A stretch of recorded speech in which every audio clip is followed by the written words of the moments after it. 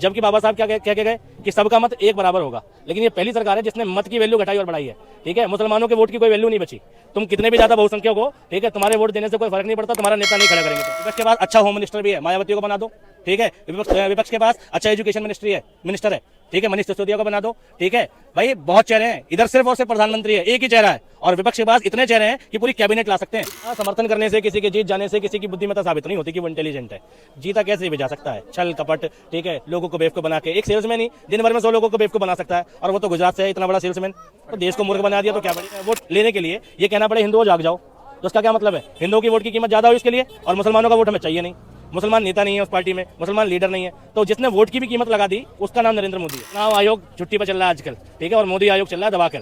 ठीक है, लोग कह रहे हैं ईवीएम हटाओ, ईवीएम हटाने से कुछ नहीं होगा। भैया, चुनाव आयोग का जो बंदा है वो हटाओ, जिसको 5 लाख करोड़ का कर्जा, पर व्यक्ति 1,40,000 का कर्जा। ठीक है, फिर इस पर भी जो बीजेपी के सपोर्टर हैं क्या गिनाएंगे कि देखो अमेरिका इकोनॉमी है, उस पर उसकी जीडीपी का ज्यादा कर्जा है। ठीक है, जापान पे ज्यादा कर्जा है, इंडिया पे हुआ तो क्या हुआ? IMF ने वार्निंग दी ना कि 81% कर्ज हो गया, 100% के पास बराबर आने वाला है, ध्यान दे इंडिया।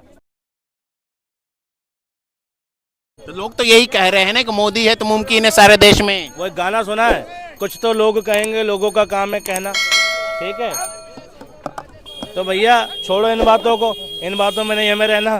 ठीक है, तो लोग कहने से क्या होता है? लोग तो मूर्ख हैं। इंडिया में अगर तुम किसी पार्टी का समर्थन किसी धर्म के नाम पे कर रहे हो तो तुम समझदार कहाँ से हुए भाई? लोग अगर मूर्ख हैं तो क्या सत्ता ठीक हो गई? हिटलर का समर्थन भी तो बहुत लोग करते थे, और जो अभी कोरिया वाला है उसका भी समर्थन बहुत लोग करते हैं। पाकिस्तान की जनता पाकिस्तान के नेताओं का समर्थन करती है, लेकिन हम सारे पाकिस्तानियों को मूर्ख बोलते हैं, तो क्या मतलब भाई? वहाँ का नेता भी मूर्ख हुआ ना, सीधी सी बात है। तो यहाँ समर्थन करने से, किसी के जीत जाने से किसी की बुद्धिमत्ता साबित नहीं होती कि वो इंटेलिजेंट है। जीता कैसे भी जा सकता है, छल कपट, ठीक है, लोगों को बेवकूफ बना के। एक सेल्समैन ही दिन भर में 100 लोगों को बेवकूफ बना सकता है, और वो तो गुजरात से है, इतना बड़ा सेल्समैन। तो देश को मूर्ख बना दिया तो क्या बड़ी बात है? अरे वो वोट से जीते हैं भाई, 400+ सीट लाने की इस बार भी दावा कर रहे हैं वो। वोट से जीते हैं? अच्छा, वोट का मतलब ये है मत का अधिकार। ठीक है, एक गरीब की वोट की वैल्यू भी उतनी, अमीर की भी उतनी, एक इस 80 समाज के वोट की कीमत भी उतनी, एक ठीक है जनरल समाज की वोट की कीमत भी उतनी। इसके बावजूद किसी व्यक्ति को वोट की कीमत, वोट लेने के लिए ये कहना पड़े हिंदुओं जाग जाओ, तो उसका क्या मतलब है? हिंदुओं की वोट की कीमत ज़्यादा हो इसके लिए, और मुसलमानों का वोट हमें चाहिए नहीं। मुसलमान नेता नहीं है उस पार्टी में, मुसलमान लीडर नहीं है, तो जिसने वोट की भी कीमत लगा दी उसका नाम नरेंद्र मोदी है। ठीक है, जबकि बाबा साहब क्या कह के गए कि सबका मत एक बराबर होगा, लेकिन ये पहली सरकार है जिसने मत की वैल्यू घटाई और बढ़ाई है। ठीक है, मुसलमानों के वोट की कोई वैल्यू नहीं बची। तुम कितने भी ज़्यादा बहुसंख्यक हो, ठीक है, तुम्हारे वोट देने से कोई फर्क नहीं पड़ता, तुम्हारा नेता नहीं खड़ा करेंगे तुम्हारे इलाके में। रामपुर में क्या हुआ था? ठीक है, बाई इलेक्शन में क्या हुआ भाई? जब वहाँ की जनता वोट ही नहीं दे पाएगी, ठीक, तो भाई लीडर कैसे चुना जाएगा? तो देखो, हर जगह फिक्सिंग चलती है। जब मैच में चल सकती है, इंटरनेट में चल सकती है, तो चुनाव तो बहुत छोटी बात है। ठीक है, गड़बड़ मशीनों में नहीं है, गड़बड़ लोगों के दिमाग में है और चुनाव आयोग में है। सिस्टम गड़बड़ हो, जब सिस्टम भ्रष्ट हो तो मशीनें कुछ नहीं कर सकती। मशीन बहुत दुरुस्त रख लो आप। जैसे कंप्यूटर में विंडो उड़ गई, रैम खराब हो गई, नहीं जी, कंप्यूटर की ना विंडो उड़ी है ना रैम खराब हुई है, चलाने वाला आलसी है, वो छुट्टी पर है। ठीक है, तो चुनाव आयोग छुट्टी पर चल रहा है आजकल। ठीक है, और मोदी आयोग चल रहा है दबाकर। ठीक है, लोग कह रहे हैं ईवीएम हटाओ, ईवीएम हटाने से कुछ नहीं होगा। भैया, चुनाव आयोग का जो बंदा है वो हटाओ, निष्पक्ष रखो। अभी एक लॉ पास हुआ है जिसमें चुनाव आयोग की नियुक्ति किसके थ्रू होगी? 2 बीजेपी के होंगे, 1 विपक्ष का होगा। चीफ जस्टिस की जगह कहाँ गई? जब तुम ऐसा कानून ला रहे हो तो उसका क्या मतलब है?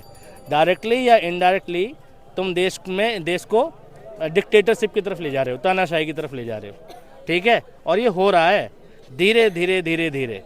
ठीक है, मोदी जी कहते हैं 50, जब नोटबंदी हुई कहा 50 दिन मुझे दे दो, 50 दिन लाइन में लग जाओ। तो एक बंदे ने पूछा ना कि मोदी जी 50 दिन लग जाएंगे फिर क्या होगा? मोदी जी ने कहा था 51वें दिन तुम्हें आदत हो जाएगी लाइन में लगने की। तो यही हुआ है, धीरे धीरे डिक्टेटरशिप लागू करेंगे, उसके बाद लोग समझेंगे कि डिक्टेटरशिप ही लोकतंत्र है। मोदी जी तो बोल रहे हैं ना सबका साथ सबका विकास, फिर ये क्या कैसे बोल रहे हैं वो? देखो, सबका साथ सबका विकास, सबके साथ में ये मुसलमान कब आएगा, SC समाज कब आएगा और OBC समाज कब आएगा? मुझे बताओ। यूपी का एक मुख्यमंत्री है उत्तर प्रदेश में, योगी आदित्यनाथ नाम है, उस मुख्यमंत्री से मुसलमानों को बधाई तक नहीं दी जाती ईद बकरीद की, और वो सबका साथ सबके विकास की बात कर रहा है।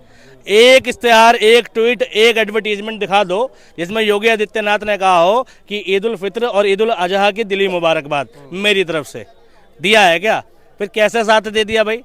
जब तो एक नेता एक मुबारकबाद नहीं दे सकता तो उसके लिए क्या सबका साथ? वो तो अपनी बात का खुद ही खंडन कर रहे हैं। तो देश विकसित हो रहा है ना मोदी जी के राज में। कैसे विकसित हो रहा है? 205 लाख करोड़ का कर्जा पर व्यक्ति, 1,40,000 का कर्जा, ठीक है। फिर इस पे भी जो बीजेपी के सपोर्टर हैं वो क्या गिनाएंगे कि देखो अमेरिका इकोनॉमी है, उस पर उसकी जीडीपी का ज़्यादा कर्जा है, ठीक है, जापान पे ज़्यादा कर्जा है। इंडिया पे हुआ तो क्या हुआ? आईएमएफ ने वार्निंग दी ना कि 81% कर्ज हो गया, 100% के पास बराबर आने वाला है, ध्यान दे इंडिया। क्या मतलब है इसका कि इंडिया पे अगर कर्ज है, इंडिया अंडर डेवलपिंग कंट्री है, पर कैपिटा इनकम इंडिया की कहाँ है? 123वें नंबर पे, और अमेरिका की कहाँ है? 8वें नंबर पे, ठीक है। जापान की कहाँ है? 13वें नंबर पे। तो भैया क्या होगा? तो ये भी तो देखो कि कर्जा ज्यादा है तो पर कैपिटा इनकम भी तो ज्यादा है, ठीक है। देश तो विकसित भी तो हो रहा है, देश तो विकसित भी जा रहा है। कहाँ विकसित हो रहा है देश? कहाँ विकसित हो रहा है? मैं ये कह रहा हूँ यूपी में सड़क और हाईवे से निकल के सिर्फ गलियों का चक्कर लगाओ, ठीक है। गाजियाबाद की गलियां गिनवा देता हूं तुम्हें, शांति नगर, बहरामपुर, भीमनगर, ठीक है, विजयनगर, प्रताप विहार, महिउद्दीनपुर, कनावनी, इंदिरापुरम, ठीक है, बमेटा, लाल कुआं, कहीं घूम लो। अगर अंदर की सड़कें और नाली 100% बनी हो किसी भी कॉलोनी की, यूपी की बात कर रहा हूँ, दिल्ली में भी गिना दूंगा मैं तुम्हें छोटी छोटी जगह, टी कैंप है, इंदिरा कैंप है, त्रिलोकपुरी है, ठीक है। अंदर जाओगे नालियों का विकास नहीं है, गटरों का विकास नहीं है, ठीक है। बहुत ज़्यादा समस्या है। एक बरसात काफ़ी है देश के विकास को समझने के लिए। एक बार बारिश पड़ जाए सारा विकास ढेके ना गिर जाए, अभी पता चल जाएगा कितना डेवलपमेंट हुआ। आप योगी जी की बुराई कर रहे हैं। योगी जी का कहना है ना, उन्होंने कहा है कि इतनी नौकरी लाएंगे कि विदेश से लोग नौकरी लेने आएंगे इंडिया में। इतनी नौकरी लाएंगे, विदेश से लोग लेने आएंगे? विदेश से लोग आ रहे हैं ना, योगी जी को लेने आएंगे और वहाँ का चीफ मिनिस्टर बनाएंगे, ठीक है।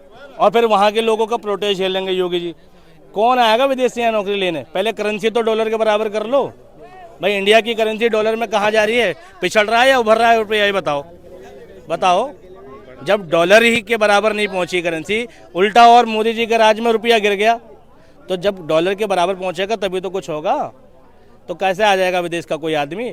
यहाँ से आदमी विदेश जा रहा है। मोदी है तो मुमकिन है तो बोल रहे हैं। मोदी ने तो कौन 2024 में किसे देखना चाह रहे हैं प्रधानमंत्री के रूप में? मोदी नहीं तो कौन? भाई एक बात बताऊं, बीजेपी के पास सिर्फ एक प्रधानमंत्री है और विपक्ष के पास पूरी कैबिनेट है। ये भी बता देता हूं तुम्हें, ठीक है। विपक्ष के पास पूरी कैबिनेट है, प्रधानमंत्री तो छोड़ो, ठीक है। विपक्ष के पास अच्छा होम मिनिस्टर भी है, मायावती को बना दो, ठीक है।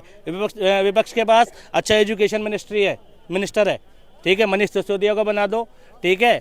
भाई बहुत चेहरे हैं, इधर सिर्फ और सिर्फ प्रधानमंत्री है, एक ही चेहरा है, और विपक्ष के पास इतने चेहरे हैं कि पूरी कैबिनेट ला सकते हैं। इतना चेहरा होने के बावजूद कैसे हार गए 3 राज्यों में? बताया है ना, अंधेर नगरी चौपट राजा, ठीक है, टके शेर भाजी टके शेर खाजा, सुना है तुमने, ठीक है। तो देखो राजा चौपट है, ठीक है, जनता भी चौपट है, नगरी अंधेर हो ना हो, ठीक है। देश का ये तुमने जो स्थिति चल रही है, ये क्लास 10th में एक चैप्टर आता है, सत्ता की साझेदारी बेल्जियम की समझदारी। उसमें कहानी है श्रीलंका की। जो स्थिति पे आज हमारा देश खड़ा है, इस स्थिति पे कभी श्रीलंका खड़ा था। आज श्रीलंका कहाँ है देख लो। श्रीलंका में 80% लोग डच बोलते थे, 20% लोग सहेली और तमिल बोलते थे, और वहाँ पर एक भाषा यानी भाषा बोलने वालों की संख्या ज़्यादा थी। 80% लोग डच बोलते थे, तो वहाँ की डच भाषा को राष्ट्रीय भाषा घोषित किया गया। वहाँ के राष्ट्र को सारी चीज़ें डच भाषी लोगों को समर्पित कर दी गई, जो आज यहाँ पर हिंदू राष्ट्र बनाने की बात चल रही है 80% वाली, ठीक है। फिर क्या हुआ उस देश का? उस देश में एक समुदाय दूसरे समुदाय से लड़ पड़ा, जीता तो नहीं, लेकिन देश का बहुत सारा नुकसान हो गया, ठीक है। बेगानापन बढ़ा, ऐसी बहुत सारी बातें हैं, ठीक है। गृह युद्ध की स्थिति आई, बेगानापन बढ़ा, बहुत सारी दिक्कतें हुई। फिर क्या हुआ? वहाँ के तमिल कुछ श्रीलंका के सहारे आ गए, जिसमें से एक तमिल भाषी व्यक्ति भाजपा का बड़ा नेता भी है, तुम्हें मालूम होगा, लाल कृष्ण आडवाणी का नाम सुना होगा, ठीक है। श्रीलंका से आए ना, श्रीलंकाई तमिल थे ना वो, ठीक है। उनको कभी रोहिंग्या नहीं बोला जाता। कभी कांग्रेस पार्टी ने कहा कि तुम्हें सीए के तहत बाहर लेंगे, अंदर लाएंगे, एनआरसी लागू करेंगे, नहीं। लेकिन मुसलमान होते वो तो अब तक विदेश जा चुके होते, ठीक है। तो श्रीलंका की स्थिति को पढ़ लो, वो स्थिति आज इस देश की है, सेम स्थिति है, ठीक है। बहुसंख्यकवाद को बढ़ावा देना किसी भी डेमोक्रेसी और किसी भी अंडर डेवलपिंग कंट्री के लिए ना कभी बेहतर था, ना कभी भविष्य में हो सकता है। मोदी जी जो दावा कर रहे हैं ना 50 सालों तक 100 सालों तक कांग्रेस नहीं आ पाएगी, इतना हम देश को विकसित कर चुके हैं, 70 सालों में गड्ढे में था देश। हाँ, मोदी जी सही कह रहे हैं, कांग्रेस मतलब डेमोक्रेसी, तो 50-100 सालों तक के लिए डेमोक्रेसी की ऐसी की तैसी, ठीक। मोदी जी क्लियर कह रहे हैं, लोग समझ नहीं पा रहे। कांग्रेस का मतलब क्या है? डेमोक्रेसी। हम डेमोक्रेसी का नाश कर रहे हैं और जो तुमसे बने वो उखाड़ लो। वो सीधे सीधे तौर पे देश की जनता को चेतावनी दे रहे हैं और लोग समझ नहीं पा रहे। तो कोई दिक्कत नहीं है इसमें, जब जनता मूर्ख है तो कुछ आप इतने सपोर्ट करें, कांग्रेस ने 70 साल में ऐसा क्या कर दिया कि आप इतने प्रभावित हो गए? नहीं, मैं कांग्रेस से प्रभावित नहीं हूँ। कांग्रेस भैया कल मरती हो आज मर जा, कोई दिक्कत नहीं है, ठीक है। सुनो ध्यान से भाई, कांग्रेस से प्रभावित नहीं हूँ मैं, देश में एक माहौल से प्रभावित हूँ कि देश में ऐसा माहौल तो हम डिजर्व नहीं करते जैसा चल रहा है। 14 से पहले क्यों हिंदू मुस्लिम की बात नहीं हो रही थी, क्यों मोब लिंचिंग नहीं हो रही थी, क्यों मंदिर मस्जिद नहीं चल रहा था, क्यों रीलें नहीं आ रही थी, क्यों किसी का वीडियो वायरल नहीं हो रहा था, कोई किसी का गला क्यों नहीं काट रहा था धर्म के नाम पे, क्यों? देखो, मैं विरोध कर रहा हूँ अगर कन्हैया लाल की हत्या हुई है राजस्थान में तो वो भी गलत था, और मोब लिंचिंग हुई अगर तबरेज की तो वो भी गलत था। ये 14 के बाद क्यों आया कि किसी धर्म के व्यक्ति ने दूसरे धर्म के व्यक्ति का गला काट दिया? मोदी जी की आइडियोलॉजी तो लाई ना इस चीज को। तो क्यों नहीं हो रही थी इससे पहले? लोग कहते हैं पहले हो रही थी, दिखाओ कोई 2014 से पहले कोई कन्हैया लाल किसी मुसलमान ने मार दिया हो, दिखाओ 2014 से पहले कोई तबरेज खान किसी भीड़ ने जय श्री राम का नारा लगवा के मार दिया हो। 14 से पहले क्यों नहीं थी ये सारी चीजें? तो मैं इस विचारधारा के खिलाफ हूँ, ठीक है। प्रभावित नहीं हूँ कांग्रेस से, ये चीज बदलनी चाहिए, ठीक है। विकास, डेवलपमेंट, सारी चीजें बात की बात है। जब तक लोग ही नहीं रहेंगे, देश होता है देश के लोग, जब देश के लोग ही नहीं रहेंगे तो काय का देश, काय का डेवलपमेंट, काय की सड़क, काय की शिक्षा। तो भाई लोगों धीरे धीरे जब धर्म की चीज़ें बढ़ेंगी तो एक तरफा चीज़ें होंगी तो गड़बड़ होगा, चाहे फिर वो किसी भी धर्म के मानने वाले हों, ठीक है। ये चीज़ें गलत है।